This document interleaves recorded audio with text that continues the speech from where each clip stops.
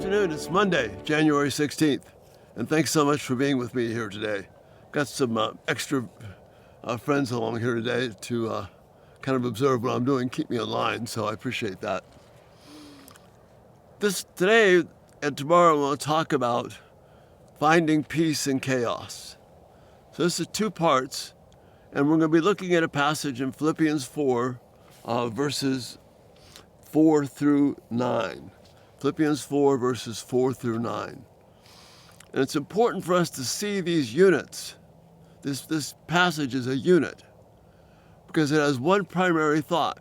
That is knowing, finding, experiencing peace. And sometimes these verses are cut up into little sections, and that's not very helpful to do that. So I'm going to read the whole passage, and then we'll look at the first part today, which is the mindset of finding peace. And tomorrow we're going to look at the methods of finding peace. So today is the mindset, tomorrow is the method, the methodology we use. So let me read the passage, Philippians 4, verses 4 through 9. Rejoice in the Lord always. I will say it again, rejoice. Let your gentleness be evident to all. The Lord is near. Do not be anxious about anything, but in everything, by prayer and petition, with thanksgiving, present your requests to God, and the peace of God, which transcends all understanding, will guard your hearts and your minds in Christ Jesus. And then verses 8 through 9. Finally, brothers, whatever is true, whatever is noble, whatever is right, whatever is pure, whatever is lovely, whatever is admirable, if anything is excellent or praiseworthy, think about such things. Whatever you have learned or received or heard from me or seen in me, put it into practice, and the God of peace will be with you. See, the theme for these two portions is finding peace. Finding and experiencing and knowing peace, regardless of the circumstances. You've heard me say before that peace is not the absence of conflict. Peace is knowing God in the middle of conflict. Well, this passage in Philippians tells us exactly how that works out. So let's look at the first part today. What is the mindset of being able to find peace in chaos? And again, let's avoid the trap of chopping these passages up into little short phrases that don't connect. So several things in connection. Rejoice in the Lord. Always rejoice in the Lord. And he emphasizes, I say it again, rejoice. Well, why am I rejoicing? Because if I'm in the Lord, then I have every reason to rejoice. Because I am his. Because he is the one who takes care of us. Because he has guaranteed his son, the life of his son, to care for us. We looked at this in Psalm 121 just a little bit ago. We are confident in God's peace and care. So the first element then of this mindset is rejoicing. Then, while I'm rejoicing, then let your gentleness be evident to all. And gentleness, as my wife Ruth says, gentleness is just applying the force is necessary to get the job done. Gentle is applying the force that's necessary to get the job done. So I have this, I'm rejoicing. I can exercise gentleness because I know that I am God's. I am with him. I know God has claimed me for his own. That gives me peace and confidence. So I can rejoice. I can demonstrate gentleness. In the next portion, then, don't be anxious about anything. In other words, don't be consumed with worry because you're rejoicing because you are God's.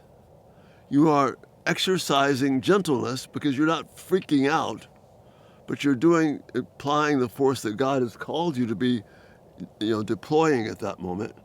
And then you do this with prayer and thanksgiving. I don't have to be anxious. I can pray because God hears me, and I can be thankful because he hears me, and I can make my request known to God. So the hassles, the stresses, the worries, all the things that are stressors of my life, I can lay those things out before God because I'm confident that I can rejoice because I'm His, therefore I can be gentle, using just the forces necessary, not weakness. Sometimes you have to use great force with gentleness, but I use only the forces necessary. I'm committing everything to Him. I'm praying for these things that I'm concerned about, and I'm constantly bringing them before Him, so therefore I don't have to give myself over to anxiety. I'm full with thanksgiving, as Paul commands us to be in so many places. And then, when this mindset is there, then the peace of God, which transcends our understanding, will guard our hearts and minds in Christ Jesus. This mindset will guard me and protect me. I don't have to be given to worry and stress. I can have peace because I know these things are true. So this is the mindset of peace. I'm rejoicing. I'm acting with gentleness, not freaking out, not losing it with people, not getting out of control. I'm hopeful before God because I'm laying all my requests to Him. If I'm letting God know about it, then that takes care of my worries, my anxiety, and all that, because God's the only one who can do anything about anything anyway, not other people. Remember, other people aren't in control. God is. So I'm laying my issues, my stuff, my worries, my concerns out to God. And when I do that, then the peace of God, which rises above my understanding, transcends it, will guard me. See how aggressive this is. I'm not letting the world control me. I'm not saying, wow, I'm freaking out. Everything is going crazy. No, I have peace because I'm guarded by God, because I have got that mindset. I'm rejoicing.